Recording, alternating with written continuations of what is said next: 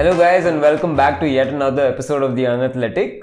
Usually we are three very unathletic men telling the world's most elite players what they're supposed to do. But today is different. We are two very unathletic men joined by one very athletic man. And we're going to ask him what he does and how he follows his processes and a whole lot more. I'm going to throw it to Akshat to introduce our esteemed guest for tonight. Well, first of all, this man, if you believe it or not, was in the same school as the two of us. But it's very glad to meet you after a very long time, Sharath. Thank you so much for coming on the pod.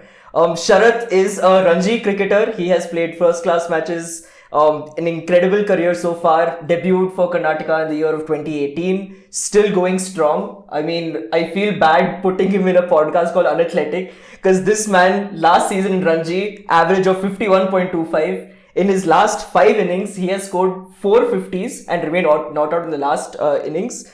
Really glad to have you over here. And I mean, like, if you want my CV, my average is like 2.8 in box cricket, which is a big improvement in my game so far. But also represented Karnataka as a captain in the under 16 level, under 19 level. He was part of the NCA setup also in the youth level. So we're going to be giving you some great insight into the art of wicket keeping, into how he's built his career in an extremely competitive landscape in cricket. So yeah, we're in for a really good episode. Yeah, and I mean, one thing that Akshat forgot to mention, which is very important, is the first class 100 also, which not a lot of people are privileged to get, especially as a wicketkeeper batsman when you're batting lower down the order. Having all of that context, my first question to Sharath is, what does it look like in the inside of a gym? Firstly, before I could start, I obviously want to take this opportunity to thank you all. I know it's a very formal thing, but like, guys, this is really great. And Abhivrod, my man, thank you so much for replying to my Instagram story so that we can meet at... Of course, bro, it's a pleasure. And also, he was our school cricket captain, so that's like a big deal for the both of us also. So, I mean, it's a great job, and like, it's really nice to be meeting you all after like, 14, 15 years. And to be doing such a thing is like incredibly amazing. That's great, man. So, at the gym... No, that was just... I didn't mean to ask that. Okay. No, I think a good place to start is the school captain era, right? When you were a youth cricketer and you were trying to build your career in this. First of all, I guess I want to ask, like, what made you believe that you have a career in cricket? And what was kind of the coaches at that youth level? How did they encourage you to get into the game in a more serious way? To be very honest, I think I started playing sport as any other kid during the summer camps and all of that. I was a swimmer and like I hated swimming. But you were good at it. No, I mean I was decent, but I was very scared. So basically, my parents wanted to bring that fear out, and then so they asked me, and then they throw me probably from that 16 feet or 14 feet or whatever that is from the pool. And I started there, and then my mum was a lecturer in Jyotinivas College, and they had a cricket camp going on during the summers, and she'd go there for corrections and invigilation and all of that. And that's when she would take me along. And my vague memories, the first time I ever entered a cricket net was there inside that college campus. And I think the journey began there, and we had this selection trial at school, and I did go for the selection trial. I was an off spinner. Many. And then I think there was a tour to Visakhapatnam. It was an inter DPS tournament, and that's where they wanted me to keep wickets because our school coach, SM Afsar, I mean, I'm pretty sure you know. We all have memories of our memories of him might be a bit different from yours, but yeah. So he told me that, like, you have so much energy, like, why don't you try keeping? And like, I was probably the height of the stump. And I mean, I just wanted to play, so I'll do anything. So I think that's where it actually began. So no keeping experience, you just thrown into this. Yeah, to be very honest, no keeping experience. I mean, I still am a great fan of Rahul Dravid sir. Okay. I've had the privilege to play with him. I play for his club. So he was keeping for India back then, and like, I think he had a blue pair of keeping gloves that he was using, and I so badly wanted that gloves, and as a kid, obviously, I did not know that it was like limited edition. It was only given to players. So, I mean, I was obviously inclined towards keeping watching him, but yeah, like I never kept wickets before that. So from developing that interest in keeping, how did you develop your skills basically? Was it coaching, or was it just having those influences like Rahul Dravid sir, for example, like maybe MS Dhoni at that time? Were these the people who you're watching and then getting inspired to keep more? Like I said, the tournament that we went for, I kept, and then it felt nice, like you're always in the game. Correct. And I think I am that guy who has that energy like right through. So I did enjoy keeping, and not like I caught everything, like everything was hitting my helmet or my chest. But that kind of motivated me actually. Is like, okay, like I need to do something. Yeah. Like it was never that, okay, this is hard, I'm going to give up. I never had any such thought that came. I don't know. I genuinely don't know how to answer that question, but it was just a natural kind of thing. Yeah, it was just a natural kind of thing, and I've always loved keeping ever since. Like it's just like very fluent, meditative. Right. If I have to put it in those words. But I mean, you've built your career on red ball cricket, if I can put that in the right way. I mean, your batting technique, all of that is more red ball cricket oriented. But keeping in red ball cricket is a lot harder than keeping in white ball cricket, because just of the number of hours that you're spending. And like you said, like you have to stay switched on throughout. Like you're always in the game. You're probably the only person on that entire field who every single ball you have to be 100% switched on as well. So like, how do you kind of develop that mentality of always being switched on? I mean, like, think about it. Like, it helps you in everyday life, right? Like, you got to be present every moment. Like, even if I'm keeping, not keeping, going to work. Yeah. I think it kind of rubs on. Like I told you, I have that sort of energy. Right. Like, I like to do things. Like, my mind's never quiet. Like, I like to explore. I like to keep doing things. So, maybe that energy rubs off while I keep, and thankfully I worked hard enough on my fitness, so it doesn't. I'm assuming it must be very hard to keep for 2 days straight, on just purely in terms of the toll it takes on your body. Yeah, the session after lunch is, say somebody is like 400 for 4. Yeah, like what do you do in that situation, man? Like if somebody's batting on like 100 not out and he's just not edging but any you ball. will legit not believe me, but when it's 400 for 4, you can take out any game. It's that one edge that will actually come between the keeper and the slip. Yes. So all I'm hoping is I take that catch. And usually when it's 400 for 4, there are not many slip fielders in play. So you know that catch is going to come to you. And if you miss that, you are the villain of the game. Yeah. Right. So you better take that catch. So I'm constantly telling myself, you better take that catch. Yeah. Every ball? Yeah, every ball. Literally every ball. That's amazing. Yeah. Until you break that partnership. And it's kind of like, you are creating that atmosphere behind the stumps, right? Because the fast bowlers, they're running in hard, they're not toiling it out, they're giving their everything. So the least you could do is take that one edge that they produced on like a flat wicket when the team requires you to do that. So it's not even that. Like I see a lot of cricket, and one pet peeve that I have is seeing a keeper who's not encouraging behind the stumps. Like there's no action that's going on, and that's why I like Rishabh Pant a lot, because he's always saying something or the other, and just to create that sort of environment.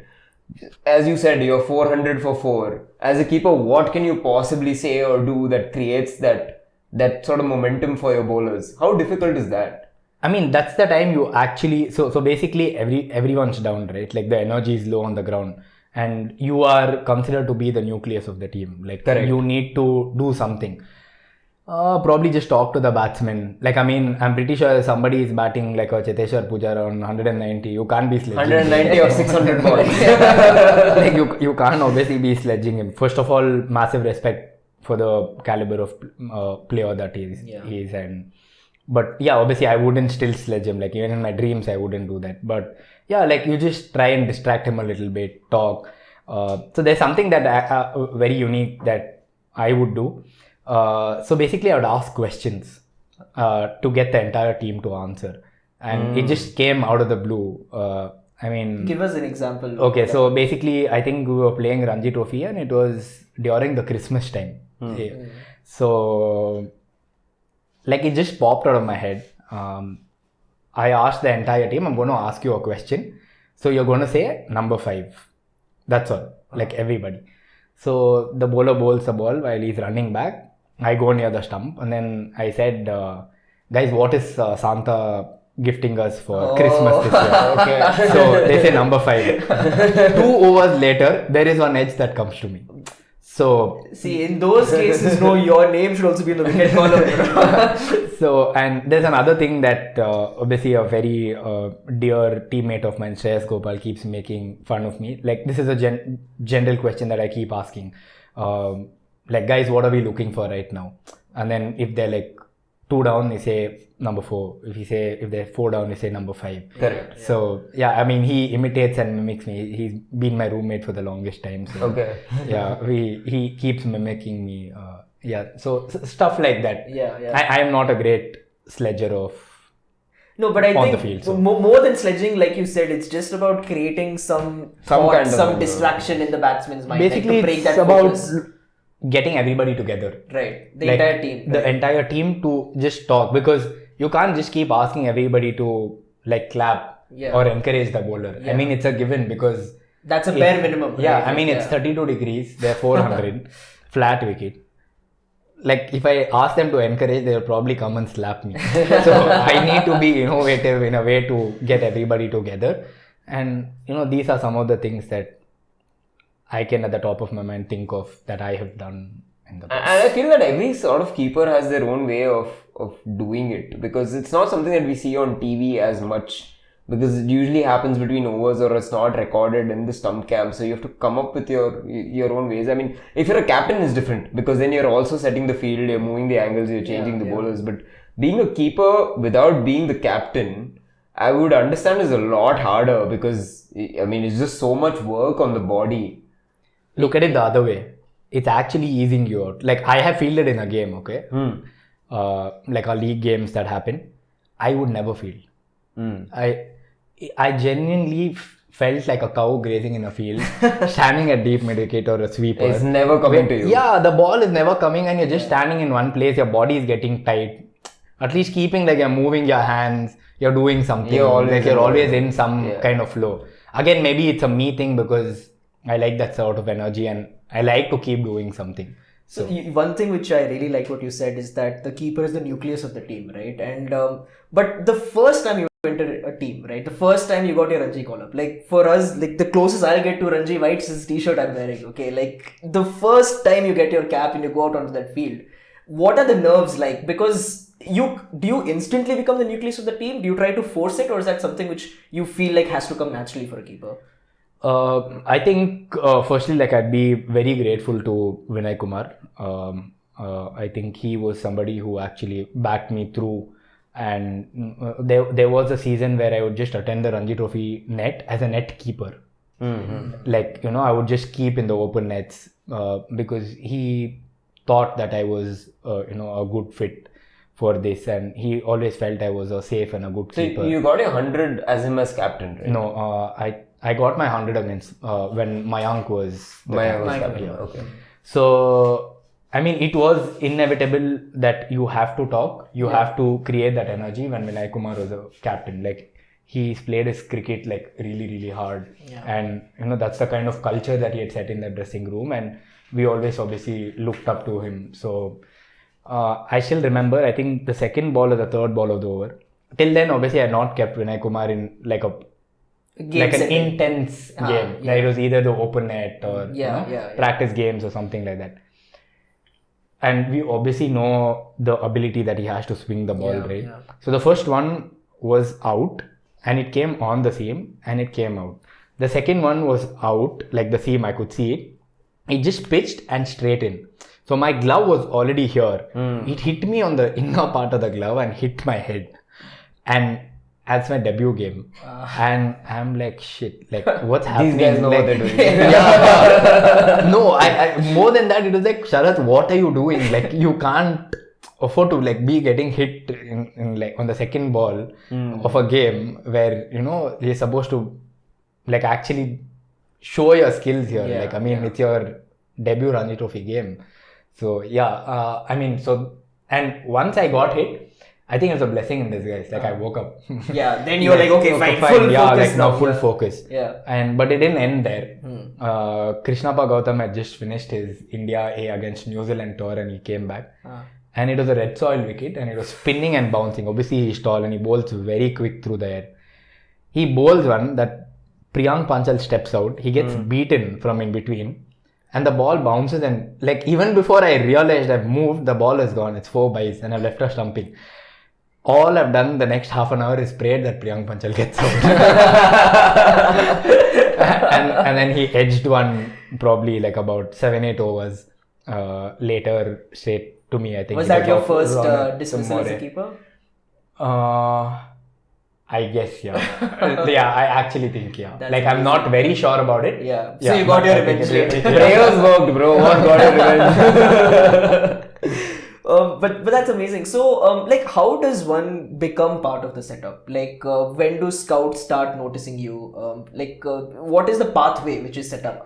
I mean, maybe different state associations might have different paths, but from your perspective, how was that path? So, what I see right now, there are 2 channels towards the setup, right? So, one is you make a big name during your under-19 days, right? Because under-19 cricket is seen as a big thing. So that is the most crucial kind of thing. Okay. Like you play under-19 India, then you're straight away drafted into the senior team. Right. Like it happens in most cases. Yes. But for somebody who's crossed the age group of say 23, then your league matches becomes really important. Okay. So, your inter-club matches, like you need to keep getting those hundreds.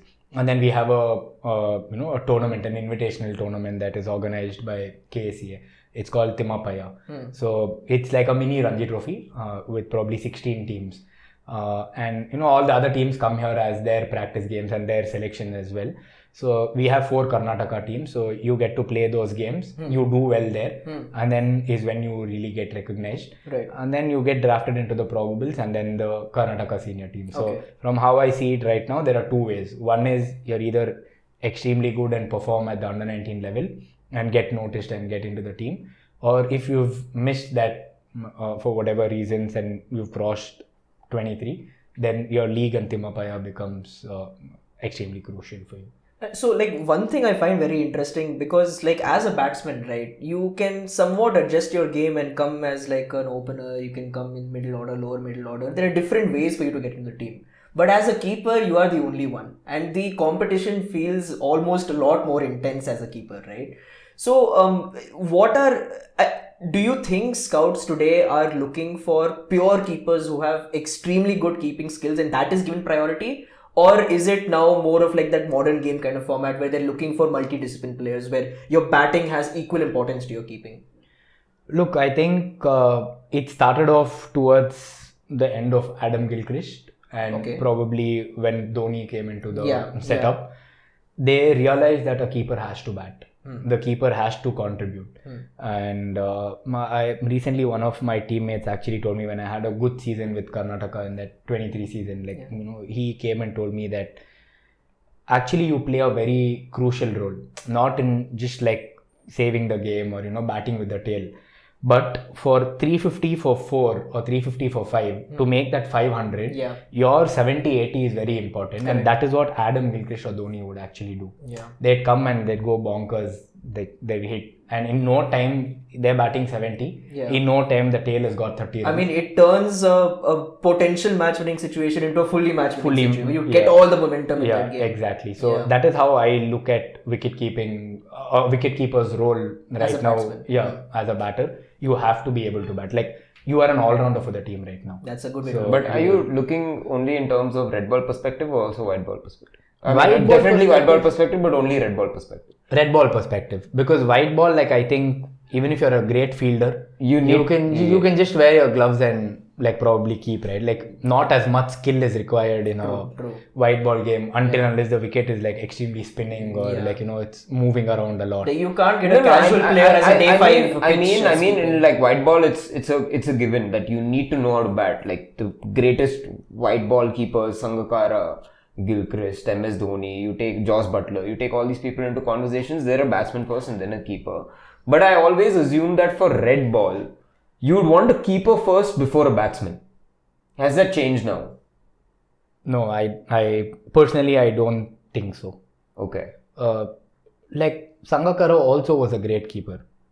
Like, I mean, He was, He definitely was. Like, these are names of like the followers that I'm taking. I mean, they were great batters, but they were also great keepers. That's exactly what I'm trying to say. So as a keeper, if you are that good, you will continue to play for like 10, 12 years. Like, nobody is going to, like, take away that. Let me rephrase my question. Do you think you can get into a red ball national team just with your keeping skills and batting at number 5, number 6? Yeah, there are. I think that would be a 70-30 possibility. Like, okay. I think you need to take those catches. You need a regular wicket keeper. Correct. Yeah, so like, I mean, Vridhiman Saha. Yeah, India did that for a while when they didn't have anyone after MS Dhoni, so they did Vridhiman Saha. The greatest keeper in terms of skill, technique, and the kind of catches that he's taken, I think, commendable. By the way, I just want to tell the viewers that last season, Sharath was actually the person who stood in for Ridhiman Saha. He was previously the wicketkeeper for Tripura and you came in and did a great job. But I think this is a perfect segue. You're talking about these legends. So if you can put on your gloves and show us like some of these techniques which you've been learning from the wicketkeepers, these great wicketkeepers. Before we start that, like which you can name a few. That's not a problem, but who has really inspired you into wicket keeping and the art of wicket keeping and the way they do it is different from anyone? Or Adam Gilchrist. Oh yeah, hands down. Like that squash ball. Asking all shady things. They're so smart, but like, did you hear his interview after, like, why that is happening? Because his coach said that you're holding your bottom hand too much, and that's why the balls are going into the air. So where the squash ball, that sort of negates it, and you're using your top hand more, and that's why he wore it. I mean, that's brilliant coaching. Brilliant coaching, yeah. Amma, can I come to you for personal coaching? I actually think you have a lot of knowledge. 100%, bro. I'm very expensive, but personal session. So yeah, but I think Adam Gilchrist has to be one of the greatest keepers that I have picked a lot of things from, because he's kept for the greatest spinners. Yeah. Like keeping Shane Warne in Chennai or in an Indian soil was madness. Yeah. And if you watch any of his videos, so as spinner, as a keeper, right, like any ball you see on the leg stump, at least your left leg moves a little bit. But if like he knows that I trust my bowler so much and I trust my skill as much, and he's just sitting there and he actually gets up with the pitch of the ball. And keepers, like we say, get up with the pitch of the ball. And I think that he's mastered that art. And I think that is why like he was so effortless with how he was keeping. So when you say that he trusts his bowler so much that he won't bowl down the leg so much that the keeper No, he knows how much the ball is going to spin, how much the ball is going to bounce. On this surface, how much I'm supposed to move. So see, you can only expect a wicket to behave a certain way. My coach Rajshekar Shanbal, like he'd always say that. You go saying that, like you prepare for an exam, saying I might get this question, but you have to be prepared for everything. But like your gut feeling says, right, like I know this question might come in the exam. So you know like that this ball might spin this much on this wicket. So I think the ability to trust, and I'm not getting the right word. Can you help me with the word? Yeah.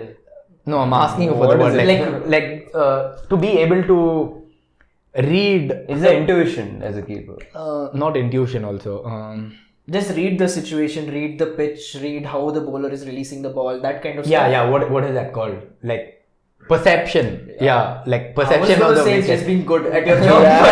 Experience is what I was going to say. Oh yeah, experience. Great word. Yeah. Perception, experience. But that's very interesting. So do you think that because keepers, first of all, they have that front-on angle of the bowler who they're always bowling, right? So, and also to help you with your craft, you're paying close attention to the release of the ball, to the way, like you mentioned, how the seam is pointing. Does that help you as a batsman as well to pick out other bowlers when they're bowling at you? 100%. Yeah. Like, that is why, like you see, keepers are actually bat well in current situations. So most of the keepers because actually do that. You just read the game better. Right. You know the outfield better. Right. Standing in that hot sun, you see the sun go up your head, and then you see the sun set down. So you're aware of the lighting of the ground, every single thing that's That's happening. Very interesting. So, meanwhile, like if you're standing in cow corner, like you're just grazing, like you're not looking at like one the ball sun. by will come, you'll drink water, you'll drink some rain and all of that. Yeah. So, I mean, yeah. You want to show us with your keeping gloves on. Firstly, what have you done with these gloves because they look different? Yeah, this was a very interesting thing which you told us just before the pod. I'd like you to tell what. So basically, this is fit to my hand on the inside. Obviously, I can't open it and show it, but I'm grateful for the manufacturers, EM. Like I've been with them for 7 years now. So very kind enough to actually call me to the factory, and on the inside it's like fit to my hand. And while you can actually see, like I have like a bump kind of thing here and it's flatter here, right? So when I put it also, you can actually feel that there, like it's molded kind of. You want to show it up to the camera a little bit? It's kind of molded up like that way, and it just feels nice. I like this design. It was actually a combination of 2 different keeping gloves that I had. Like I felt this was good, like the shape, and this part I wanted in a different way. So I think I got it done like that, and yeah, it's great. Like I love my keeping, I love my gloves. Though just a couple of things that comes on the top of my head when it comes to the keeping technique. So basically, as fielders, we're asked to lock the little finger, right? So that the impact of the ball does not, make the hand move away. Correct. Like you get a grip on the ball. So this is something I learned from MS Dhoni when he was here in Bangalore at the National Cricket Academy. So generally, most people have this because obviously greater surface area because gloves bigger, yeah.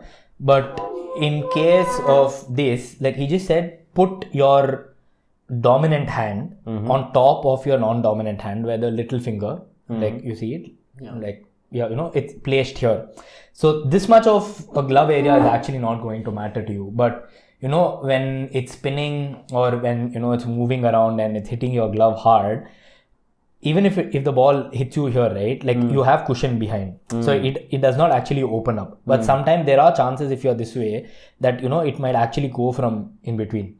So mostly, like my coach, like he says, this is the sweet spot. Like how is it okay if I sit down? Yeah. So this is the sweet spot, right? Like so, whenever you grip anything, this is the maximum grip that you could get. Like if you could give me like a glass or ball or something like that. You can take this glass. Yeah. Yes. So see this grip. Yeah. Versus this grip. Okay. I just wanted to grip it and see how it feels. So like what this, feels. Yeah, that. Correct. So when I have a ball in hand, this grip feels like the most secure. So ideally, this is like the sweet spot. Like it's a word that he came up with. Like he's a great keeper himself.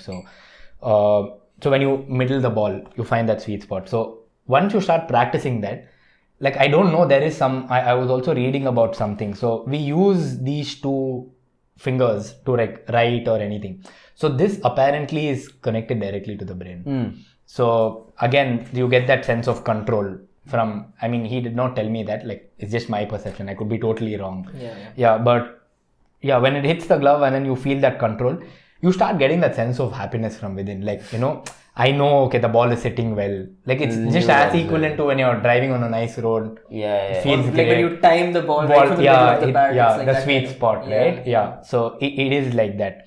So, yeah, that's one thing that I learned. And one more thing that I learned from Vridhaman Saha was how to keep on wickets that's not, very true. Like one ball is spinning, one ball is coming straight. So he told me just be neutral. Wait for the straight ball. And you've obviously trained enough, you've practiced enough. And if your off season has been good, like in terms of your skill work and fitness and all of that, your subconscious mind will obviously go. But if you're thinking it'll spin, you'll miss that ball that'll come straight. And that's when you'll look like a fool. So you wait for the straight ball, you stay low. And the other thing, a very important thing that he told me, is a very subtle thing. So the later you go down with the bounce and then you get up with the bounce, it becomes easier because going down is hard. From down to up is easy. Right. So you're more in control. I mean, like you'll stand. Okay. Yeah. Like what's harder? Like when I'll say go down, 3, 2, 1, go down. Okay. From down, I say 3, 2, 1, come up. What feels easier?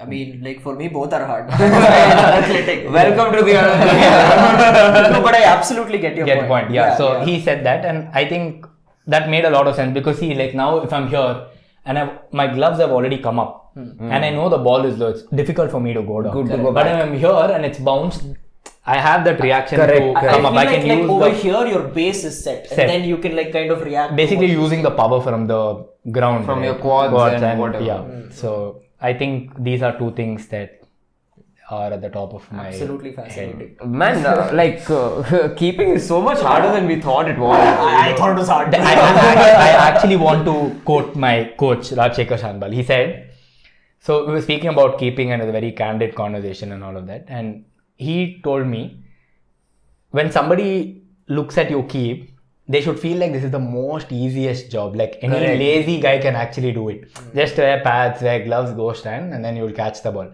But when he actually comes there, he should never even dream of keeping again. Like he should actually realize that it's so hard. Yeah. So that's how effortless you have to make keeping look. But keeping is like when we played cricket, it was definitely at the level that you've played in Ranji and all that, I would say. Yeah. My box cricket career, bro. So the fattest guy was keeping. In the most subtle way to put it. Yeah.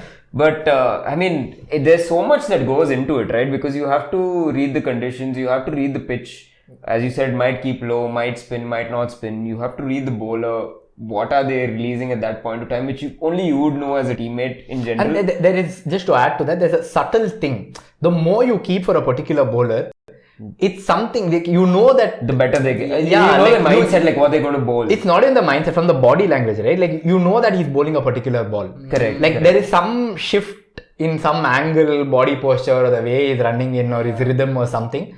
Like you just know that he's bowling that. So do you think that is why De Villiers took out Dale Steyn completely in those two games, because he was keeping to Dale Steyn as a bowler for South Africa? Do you think that helps as a batsman?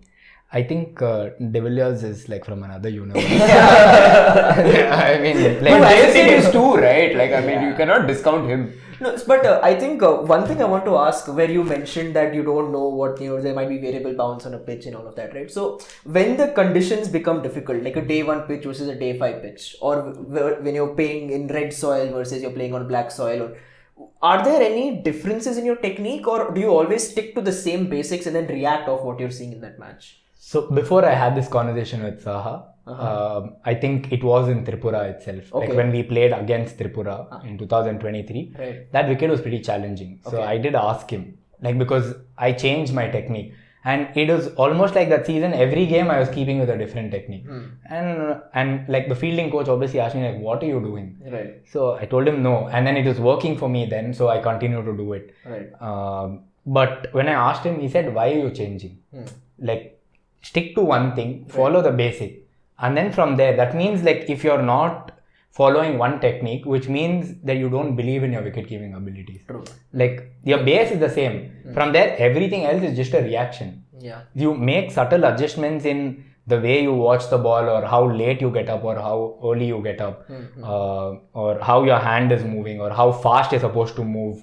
With a slow wicket, you will not move very fast because you don't want to be missing the ball, the line of the ball. Yeah. If it's a fast wicket, you don't want to be moving slow. Right. So just subtle things like that are normal adjustments anybody would do. Like as a batter also, the wicket is slow. You will not play like, much before the ball is come. Yeah. If the wicket's a little skiddy, you will not be like very lethargic. Like you'll be a little more proactive and look to keep hitting straight. Right. So it's the same thing. And then I could relate to that. So right now my technique is for the last 2 years has been the same irrespective of the wicket and the conditions. It's absolutely fascinating, man. Listening to you speak about like actual advice from these cricketers. We thought it's so easy. That I am again saying, I always thought it was impossible, But Sharath, like apart from your keeping, you're also a clutch batsman in very difficult situations, because in Ranji especially, like you bat lower down the order. I mean, you average over 40, man. It's not for, like you're for someone who bats at number 6, I think that's incredible. So how have you worked on your batting technique as well as a keeping technique, or were you just a natural batter from before? So I think it really helped that I was an opening batsman, like during my youth, like till about under 19 I opened. So in the situation that I bat, generally the second new ball comes in. So I am used to seeing the new ball. I am used to doing that. So I think that really helped. But on my batting, I really worked very hard on my defense. Right. And that was actually advised by one of the ex-wicket keepers of Karnataka as well. Like he said, if your defense is really strong, then the bowler is bound to do that, because either you're batting at 60 for 3 or you're batting at 350 for 3, like when I go, or 350 for 4. So one is like the energy is always high or it's like completely low. So either ways, like you have to tackle that. So if you know how to do that with a strong defense, then like if it's 350 for 3, the bowlers are tired. So it's your best opportunity to like capitalize. And if they're like 60 for 3, they're looking hard to get that wicket. So either ways, your defense has to be strong and you are bound to get runs. So, these sort of small things that my seniors have told me, and, some things that I've picked. And obviously I came back, the hard work was always there. Like, I was always hardworking. So I really worked hard on my defense and, playing tight as possible and as close to the body as possible. And then I worked on my shots, like 2-3 shots that I think could probably be low risk, high reward in a situation like that. To answer your question, that's what you asked. Yeah. And also talking about your first class 100, I think that game Manish Pandey got like a 140 or something. Vaishak Vijay Kumar also got 100. What was going through your head in that, that 80 to 100 or 90 to 100 they say is that phase, the nervous 90s when it gets really tricky. Was that going through your head? Were you thinking of a lot of things? Yeah, nervous 90s definitely did come. Yeah. I was batting on 99 and there was an easy single, like to just complete my 100. I did not take that single, but the 100 run that I got was a risky single. So that was the kind of pressure that I was in. And did you feel like was it a catharsis moment, like everything is done now, I've gotten that first Ranji 100? What's that feeling like, man? Like I'm on it. It was really longing from quite some time. If you actually look at my batting, I've got like a few 70s, 80s. I've gone through, you've got a lot of 70s, man. So, I genuinely wanted to get that, and it was only fair on my part to get that 100 as a keeper. Like having played about 16, 17 games, without 100, I would also join y'all, like, in a few years. Why are you degrading us, bro? Like, what a beat. Now I wish I didn't say my average. It was longing and it was there for me to actually do it. And I'm very grateful that it came at the right time, and to share that special moment with somebody that I've played my junior cricket with, Vaishak. Yeah. So, it was nice. Like, at one point, I think he was batting 80, 85 and I was batting just 55. I just got him my 50. And I got the next 30 runs very fast. Like, I got 4-5 boundaries in no time. And he asked me, looks like you're getting the 100 before me. and that's when it actually struck me, saying, oh, I'm actually nearing. Were you looking at the scoreboard at that point? No, I didn't. I knew I was close to 70, 80, but it had become such a habit, right? So I also was not thinking about it. So I was like, okay, let me bat. And the moment he said that is actually when I got conscious, and I was like, okay, now I'm not going to give up. Yeah. So, it was a... Hopefully 5-6 more to come in this season. Amar, if that happens, stories. Yes, it's done. This chair is there for you. But who do you enjoy batting with the most out there on the crease? If you could name 1 or 2 players who you really enjoy having a partnership with. Sharath Gopal for sure. Yeah. From Karnataka. Manish Pandey. Is there that unspoken kind of chemistry when both of you are out there on the crease? With Manish Pandey, I think running is great. Yeah. And he runs your singles or doubles hard. He earns your runs for you as well. Yeah. So, and with Sharath Gopal, it's calmness, composure. Right. He's like that brother in the non-striker and guiding you, saying, obviously he's played about 70-80 games. So, and he bats that number that I bat as well. So, he's constantly telling you what to do, like how to go about things. And he's smart himself as a cricketer. So, and he's obviously learned from the best. And we are roommates. So, Sharath Gopal has had a good IPL career. So that's backing. To get 2-3 hat tricks. Yeah. And in RCB against RCB. Yeah.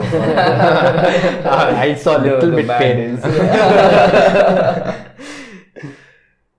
Now, on the other end, when you are keeping, who is one bowler who you feel very comfortable keeping against in terms that you can read him perfectly? Like you mentioned that after seeing someone for a lot of time, you almost, with the way they adjust their body, you're able to tell, right? Is there one bowler in particular who you feel like you have that little bit of extra chemistry with in your career?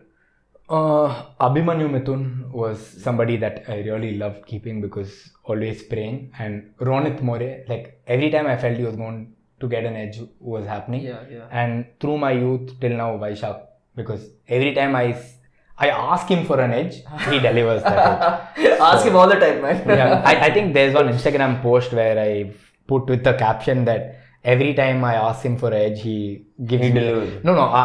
So I had a habit of posting all my flying catches on Instagram. Oh yeah. On your stories, So, I've seen yeah. that. Even stumping. There were some really good ones. Though. So I remember his game was in Shimoga and I asked him for it. Like I said, Vaish, can you hit the edge because I want to post something on the gram. It's been a while. And the next ball he hits the edge. And it was between me and the first slip. Did the batsman hear it?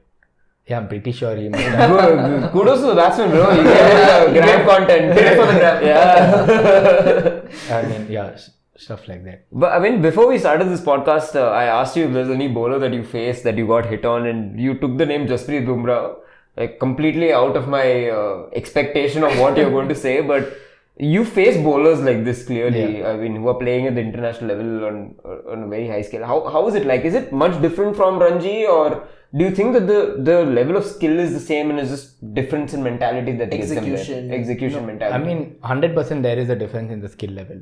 I wouldn't lie about it.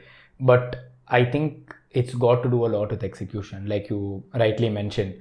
Suppose in a league game, if you get a boundary of every, say, 15 balls, in a Timapaya, you will probably get about 12 balls. In a Ranji Trophy game, say, it will be lesser. Like as in... lesser loose balls. Mm-hmm. So, in international cricket, I don't remember where Bumrah is given off the pad given you one cut boundary or something like that. So, it's very difficult. Like, you have to manufacture a shot. But when did you face him? This was during the under-19 NCA camp they were playing. And yeah, like, I mean, first time I was playing him and obviously with that action also. Like, he bowls and then, like, the next thing I realized is hit me and, like, my head is actually spinning. So, yeah. Yeah, with that, with that action and that speed, that accuracy, I wouldn't even say that it was at the peak of his powers at that time. Yeah. It's now that we're seeing the very, very best of Bumrah.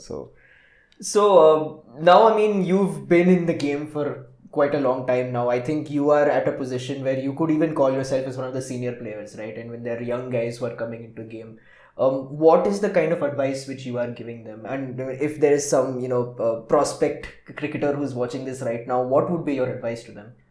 Stay focused, stay humble. Don't let any sort of success or failure get into your head. That's pretty hard. Just keep training hard, working hard, stay disciplined, stay motivated. What you do from the age of, say, 11 to 19 is what you will reap post like you're 21. So it's very important for you all to, work hard. Though the results are not coming, just keep going hard, keep grinding, be resilient. And, if you've chosen the sport and if you're continuing to play, which means you have a passion and dream, right? So chase that, like, don't give up, because in the end, I feel even if you don't make that, from what I've seen from my seniors and learned, it'll come back in some way and it'll, teach you a lot of life. Like, sport is that discipline, mindset, resilience, their attitude towards life. And, it is pressure, right? Like, to physical pressure, mental pressure, to emotional pressure. So it will give you all of that. And obviously, it's just adding good to your life. So, yeah, stay grounded, stay disciplined, be humble, and work hard and just enjoy. That's lovely. I mean, enjoy. I wouldn't be the right guy because, like, I'm known as somebody who doesn't really enjoy the game. Like, I'm pretty serious when playing. Or like, if you figure out a way how to enjoy, teach me as well. Yeah. Amar, any advice for the young cricketers watching from your side? Yeah, just white ball cricket, IPL, hit shots behind the wicketkeeper, hit shots square of the wicketkeeper, and you're good. Forget about technique, forget about front foot defense, forget about how the ball is swinging. Okay. Just get the IPL contract. My advice is, if you're in Bangalore, put your kid in DPS Bangalore South. That's good 33% chance that he'll become a Ranji cricketer over here. But I want to actually say one thing, because by the way, Sharath has a TED Talk which is on YouTube. I highly recommend it. Sharath Srinivasan TED Talk. You can Google it, it'll be there. In that, I might be paraphrasing, I might be getting it wrong over here, but I believe it was the Maharaja Premier League and you had come in a little bit late into that season and you were playing a crunch match. And one of your coaches, I really liked what that advice you gave, which is that when pressure comes, face it with a smile. Yeah. That I really love, because like you said, these are the kind of, advice which is not just cricket related. You can bring this into any aspect of your life, and bringing those kind of habits. Marriage also. My wife's in the other room. But yeah, I mean, I really enjoyed that piece of advice, and I highly recommend for you guys to watch that video as well. But this has all been very serious. Sharath, you've been in this industry, in this cricketing fraternity that we just dream of being in. Tell me some fun things that have happened. Yeah, tell us some roommate stories, banter, whatever. Like, what has that been like? He's thinking now which are the ones which can be said on camera and one cannot be. I mean, there's one thing of Manish Pandey that I can actually recollect, that I keep telling him whenever I see him. So we were at the Bangalore airport and we were, I don't know if it's going to come across as very funny, but in my eyes that was like the funniest moment. So one of the fans came and then he asked for a picture. So I was sitting on the other side, like the airport thing, and he takes his phone out. And then, sir, photo, he said. So Manish took the phone. And then he said, come behind, I'll only click the picture. So he clicked the picture with him. And this part I did not see, obviously. But I'm pretty sure the fan, the other guy that I'm speaking about right now, he's seen this entire thing happen. He comes running, like literally running. And there were 2-3 people, like my vague memory. So he comes and then out of that one person speaks. Sir, photo, he said. So Manish says, in Kannada, Togoli, he said. Then he's like, he asked me, Nan phone alla? Like, even my phone he is asking. So what he thought was, this guy removed his phone and took a picture. To which Manish actually replied, he said, no, I'll take it in my phone. He said in Kannada only, illa nan phone alle tagontini. Nimge WhatsApp mabiಡ್ತೀನಿ number ಸಿಗ್ಬಿಡುತ್ತೆ. Like that whole moment of how it happened was like so funny. That would have been so confusing, man. Imagine the fan, he's like, sir, I don't know what to say right now. Yeah, I mean. But this reminds me of one thing, like I used to work in hotels and the Pakistan cricket T20 league was going on that time in Dubai. And one person who came was Shane Watson, and that time he was playing for RCB. So I'm cooking momos and serving it to him. And he's come like 5 times to take momos from me. The 5th time when he came is like when I got the courage to ask him that, like, I'm from Bangalore, can I please take a picture with you when you're done? And he's like, yeah, definitely, sure. And then he finished his meal, and with his bouncers he left. Right? He was walking out. And I'm like, he needs to take a picture with me. So I've left my station. I've run outside. I've run through the bouncers. I'm like, Shane, you will take a picture with me. And the bouncers have stopped me. They're like, where are you going? And then he turns back. He's like, oh, I'm sorry, I forgot. Like, let's take a picture together. Very nice guy, Shane Watson. Guys, by the way, if you meet him, he'll take a picture with you. The closest I have been to a cricketer like this was, I was 90C Gardenia. I was having a meal with my wife. Shikhar Dhawan, okay. Yeah. And he was wearing a mask, okay. And I saw him walking towards me. I'm looking at him. I'm like, this guy looks familiar, okay. I'm staring at him. And he's also looking at me and he's staring at me. He's thinking this guy's going to do something a little bit like dicey right now, okay. And then I'm going. He comes very close to me. He's still looking at me. And I recognize him. And I open my mouth. Like that. And then he gives me one thumbs up. He just walks away. And I can ask for anything. So Shikhar Dhawan will not take a photo with you. Go to Shane Watson instead. But I mean, you've played with people who've gone on to represent India also. Like KL Rahul is one of them. Prasidh Krishna, I think you played with. Manish Pandey, obviously. Did you think that there's any difference between when they were playing for Karnataka and then they elevated their game to reach the Indian national team? In terms of the skill levels? skill, mentality, whatever it is, Whatever it takes any to kind of bridge that difference gap that you saw. between, like, See, I mean, obviously Manish and Rahul are like very senior to me, so I haven't actually played like when they transition. With Prasid, yeah, 100%, like with his mentality or the way he kind of went about his game and like the focus that he had towards like wanting to achieve that. I think he spoke to me a couple of times about how he had this dream and how he manifested it for himself. So I think that transition, and obviously he got a lot more quicker like after our under 19 days, started bowling like real good pace. So that, and by the time I'd entered the team, I think Manish, Rahul and all were already legends. India, like they had played India and like they. Then let's flip the question. When you share a dressing room with these kind of people, is there like a sort of awe that you feel that, oh my god, they've already represented India and what they're doing? Yeah, you feel that aura around them. There's definitely an aura around them. On the flip side, do you also feel that, see, I was playing with this guy, he reached the international stage, I also can do it. Is that like some kind of motivation in you as well?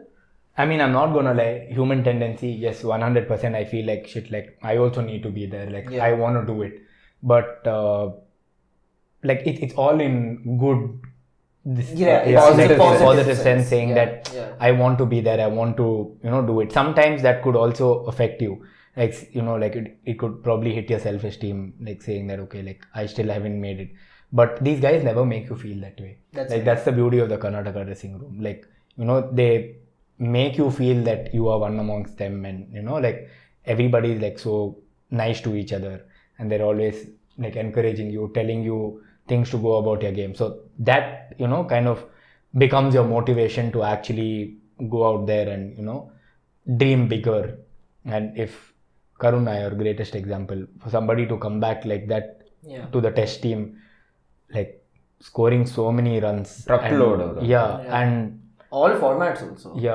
And he actually said that that he manifested that for himself, like he said it everywhere. And like whenever I speak to him about such things, like you're always there to give that sort of advice or guidance about how to go about the game, what to do, and they're like great human beings at the end of the day. So it's amazing. I mean, at the end of the day, Karnataka cricket is so strong that even though we've not had many cricketers who are representing the national team, the quality of people that have gone on to play for India, I mean, they're huge for the country, right? It take from Javagal Srinath to Anil Kumble, Rahul Dravid. The most recent example is KL Rahul, who's such a vital part of this Indian national team right now in both white ball and red ball cricket.